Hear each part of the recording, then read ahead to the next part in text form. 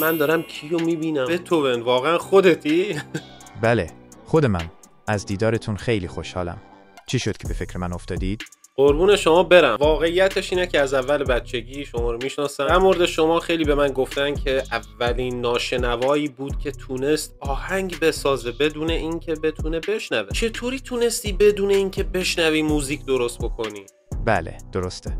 من از اواخر دهه 20 سالگی شنواییم رو از دست دادم، اما این موضوع مانع از آهنگسازی من نشد. در واقع من با استفاده از ارتعاشات سازها و تجسم ذهنی صداها به آهنگسازی ادامه دادم. حتی بعد از ناشنوا شدن کامل، شاهکارهایی مانند سمفونی نهم را خلق کردم. یعنی خودت داری میگی شاهکار. حس میکنی که موسیقی چه حسی روی حس درونی انسان میذاره؟ موسیقی زبانی جهانی است که میتواند احساسات و عواطف عمیق انسانی را بیان کند. موسیقی میتواند ما را شاد، غمگین، هیجان زده یا آرام کند. موسیقی قدرتی جادویی برای التیام زخم‌های روحی و ایجاد همدلی بین انسان‌ها دارد. موسیقی میتونه مثل یک چاقوی دولبه باشه. هم میتونه التیام ببخشه و هم میتونه آزاردهنده باشه. انتخاب نوع موسیقی و زمان مناسب برای پخش اون خیلی مهمه. تو چند سالگی وارد عرصه موسیقی شدی و میتونی یه بیوگرافی از اول بچگی از خودت بگی؟ من از سنین کودکی وارد دنیای موسیقی شدم. پدرم که خود نوازنده بود اولین معلم من بود. در سن 7 سالگی اولین کنسرت عمومی خودم را اجرا کردم و در نوجوانی به وین، پایتخت موسیقی اروپا، نقل مکان کردم. در آنجا با هایدن، یکی از بزرگترین آهنگسازان آن زمان، آشنا شدم و از او درس‌های زیادی آموختم. راستش را بخواهید، در آن زمان به شهرت چندان فکر نمی‌کردم. تمام تمرکزم روی یادگیری و خلق موسیقی بود. اما کم کم که استعدادم شکوفا شد، به خودم ایمان پیدا کردم و مطمئن شدم که می‌توانم آثار ماندگاری خلق کنم. یعنی به شهرت اصلا فکر نمی‌کردی، به خاطر دل خودت رفتی دنبالش، نه؟ دقیقاً. موسیقی برای من فقط یک حرفه نبود، بلکه عشق و اشتیاق من بود. من برای دل خودم آهنگ می ساختم و از اینکه می توانستم احساساتم را از طریق موسیقی بیان کنم لذت می بردم. شهرت و محبوبیت پاداش‌های جانبی این عشق بودند. بتوون بهترین قطعه‌ای که درست کردی از نظر خودت چیه؟ انتخاب بهترین قطعه از بین آثارم کار بسیار سختی است، زیرا هر کدام از آنها برای من مانند فرزندی عزیز هستند. اما اگر بخواهم صادق باشم، سمفونی نهم را به خاطر عظمت و پیام انسانیش کمی بیشتر از بقیه دوست دارم. میگم بتوون خیلی مغرور بود و زیاد رو نمیداد حتی به اشراف‌زاده ها. این درسته؟ بله، من در دوران زندگیم به خاطر استعداد و نبوغم گاهی رفتاری مغرورانه از خود نشان میدادم. اما این غرور ناشی از تکبر نبود، بلکه از ایمان راسخ من به هنر و توانایی‌هایم نشأت می‌گرفت. من معتقد بودم که هنر بالاتر از هر مقام و منصب دنیوی است و به همین دلیل در برابر اشراف‌زادگان نیز سر خم نمی‌کردم. از بین اون همه نوابغ موسیقی قبل از خودت کدوما رو بیشتر دوست داری؟ من برای باخ و هندل احترام زیادی قائلم. آثار باخ به خاطر پیچیدگی و عمقشان و آثار هندل به خاطر شکوه و عظمتشان همواره منبع الهام برای من بودند. هندل آثار بسیار زیبایی دارد، اما از نظر من اپرای رودلیندا و اوراتوریوی شمشوم از بهترین آثار او هستند. این آثار قدرت و ظرافت موسیقی هندل را به خوبی نشان می‌دهند. موزارت حس می‌کنی که چه جور موزیسیانی هست؟ موزارت نابغه‌ای بی‌بدیل بود. او از کودکی استعداد خارق‌العاده‌ای در موسیقی داشت و در طول زندگی کوتاه خود آثار بی‌نظیری خلق کرد.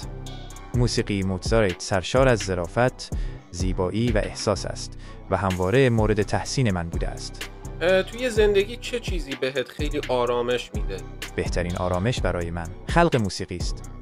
زمانی که در حال آهنگسازی هستم، تمام دغدغه‌های دنیوی را فراموش می‌کنم و غرق در دنیای اصوات می‌شوم. طبیعت نیز به من آرامش زیادی می‌بخشد. قدم زدن در جنگل و گوش دادن به صدای پرندگان روحم را تازه می‌کند. بتوون الان چه حسرتی توی زندگیت هست؟ بزرگترین حسرت من در زندگی ناتوانی در شنیدن کامل موسیقی خودم در سالهای آخر عمرم بود. تصور کنید که آهنگساز باشید و نتوانید سمفونی‌های خود را آنطور که باید بشنوید.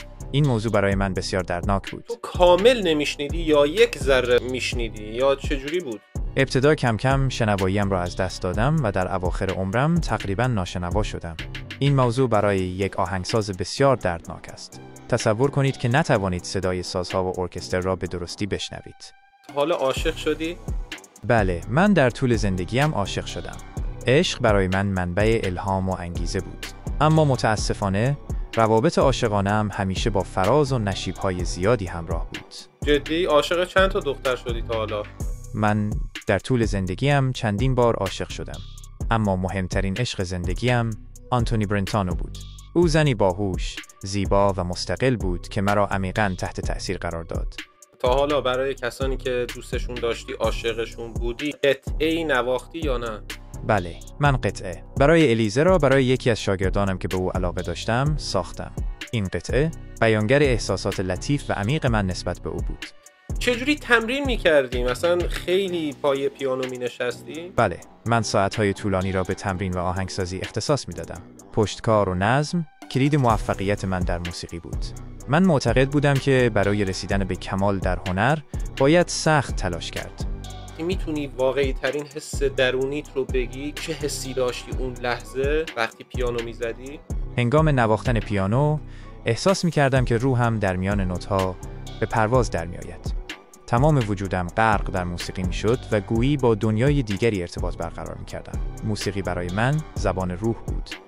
بهترین نصیحتی که میتونی به یک آهنگساز بکنی چیه بتوئن؟ بهترین نصیحت من به هر آهنگساز این است که هرگز از تلاش و یادگیری دست نکشد. موسیقی دریایی بیکران است که هرچه بیشتر در آن غواصی کنید، گوهرهای بیشتری کشف خواهید کرد. به ندای قلبتان گوش دهید و از خلق موسیقی منحصر به فرد خود نترسید. تو در مورد پیانو چه نظری داشتی؟ حس می‌کنی که پیانو برترین ساز جهانه؟ پیانو برای من تنها یک ساز نبود، بلکه یک ارکستر کامل بود. من می توانستم تمام احساسات و افکارم را از طریق آن بیان کنم. پیانو صدای روح من بود.